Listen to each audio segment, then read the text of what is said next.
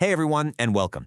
Today we're jumping headfirst into some really deep, really fascinating stuff from the book of Isaiah, specifically chapters 42 and 43. I mean, it's a wild ride. So let's get right into it. Okay, so to really get our heads around what Isaiah is talking about, let's try something.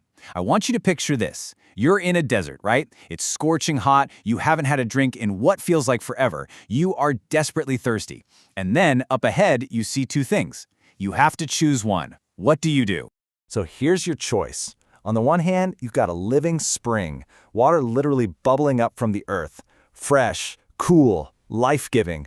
On the other hand, there's this broken cistern, basically a hand-dug hole in the rock, and it's just full of dust. I mean, the choice seems like a total no-brainer, right? In a survival situation, this is life or death. But here's the crazy thing, the part that's just baffling.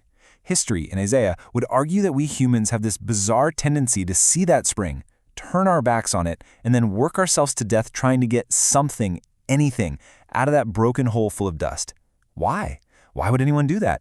Well, it all comes down to one word: control. See, a spring is wild. You can't tame it, you can't manage it. But a cistern, that's something you built. It's man-made. Like an idol, it gives you this illusion of being in charge, of controlling the divine. But when a real crisis hits, it's got nothing for you. Absolutely nothing. All right, so this tension, this choice between real life and complete uselessness, this is the backdrop. This is what sets the stage for what Isaiah describes as a massive, cosmic showdown. So the text frames this whole thing as a huge conflict.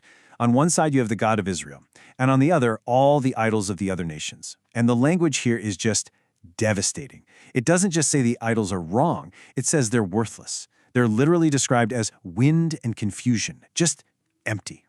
But Isaiah doesn't just stop at mocking them. No, he lays down a very specific challenge to prove who's really in charge. And the ultimate test isn't about brute strength. It's about who has control over time itself. The challenge is this: declare the future. Tell us what's coming. Of course, it's a challenge thrown at silent pieces of wood and stone. They've got nothing to say. And then the text offers this incredible proof of concept. God, through Isaiah, is said to have revealed the future with stunning, almost unbelievable precision.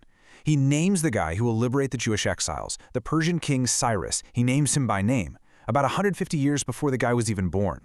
Just think about that for a second. The sheer power flex of that claim. It's like a chess grandmaster sitting down at the board, and before anyone even makes a move, they call out their checkmate 50 moves down the line. They name the exact piece, the exact square. It's a statement. It's saying, I don't just react to history, I write it. This isn't just about being powerful, it's about being the author of the whole story. Okay, so after establishing this level of absolute history-writing power, what would you expect next? Probably some terrifying, unstoppable warlord, right? Well, that's where the text takes this massive pivot in a direction nobody saw coming. So instead of a conquering king, we get this figure called the servant. This is God's chosen champion. This is the one who's going to bring justice to the whole world. And the really shocking thing isn't his strength, but his gentleness. I mean, look at his methods. They are the complete opposite of what you'd expect from any king, ancient or modern. He doesn't shout. He's not going to be out there with some bombastic, self-aggrandizing speech. And instead of crushing the weak to show his power, he shows this incredible compassion. He actually restores what's broken instead of just throwing it away. And this imagery here is so powerful. Think about it, a bruised reed.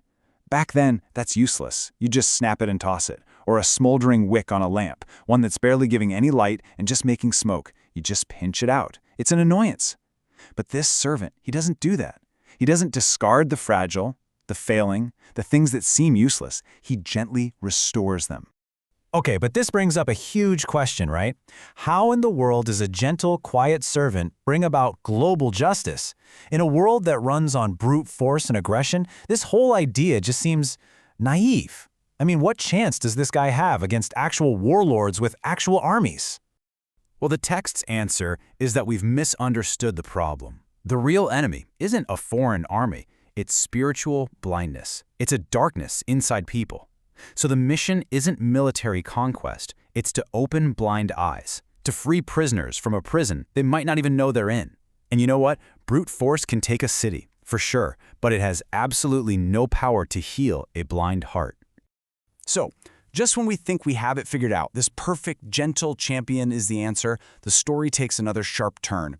It's a real plot twist. Almost out of nowhere, the text introduces a second servant, and this one is the polar opposite of the first. And here's the shocker.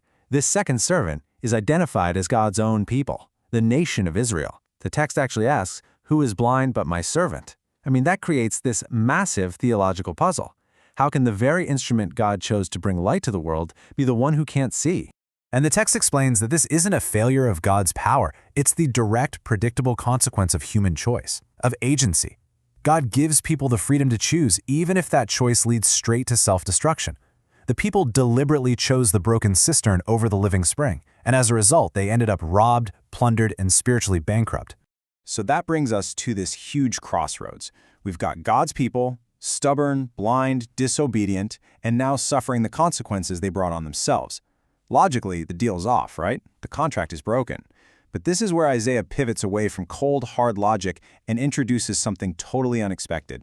So the final problem is laid out on the table. The people are just going through the motions. They're trapped in this empty, transactional religion. They're doing all the rituals, but their hearts aren't in it.